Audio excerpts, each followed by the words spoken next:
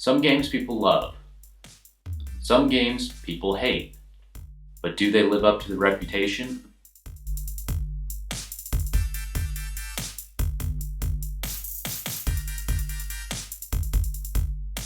Cyborg Justice is a game that does not have a great reputation. Does it live up to all the hate that it gets? Now, when I played this game when I was younger, this used to be one of my favorite games. I, for one, never played this game as a kid, so I'm going into this fresh. I didn't have any nostalgia going in. I'm looking at this from a new perspective, and when I first saw it, I saw gameplay footage of it online and it looked really cool to me. But once I started playing it, you can't really describe it until you actually have your hands on the controller. But the controls are so bad. Every single simple movement and attack, they make way more complicated than it needs to be. I spent a lot of hours with it with one of my friends. We even beat it, so that made it even better. That was a game that me and my friend actually beat at one point.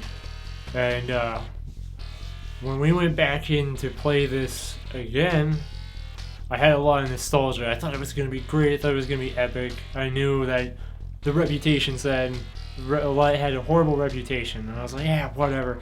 I enjoyed the crap out of this when I was younger. But when we started playing it, came to quickly realize that nostalgia and childhood just ruined. Just completely ruined. Because playing this game was one hell of an ordeal. It was utter crap.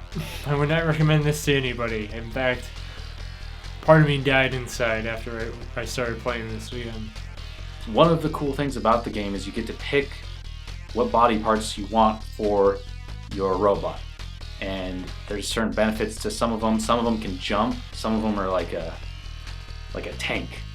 And then same thing with the arms and the torso. They all have different benefits. If you choose one of these, you don't have to stick with it the whole game, because eventually you'll get one of your arms ripped off from the enemies, and then you can rip off another enemy's arm if there's something that looks cool that you want, and then you have that. So that's a really cool feature of the game. But the problem is, it's so hard to get one of their arms because they're constantly attacking you, and you have to time it just right to get a hold of them, then get their arm off. And then sometimes a body part will be on the ground and you just can't pick it up. And I don't know why.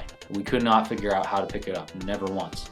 It's way too long. The levels just continuously go on forever and they do not change. You are on the same I think there's maybe 3 different landscapes, which would be alright if there wasn't like a million levels involved in this. Like, it goes on forever.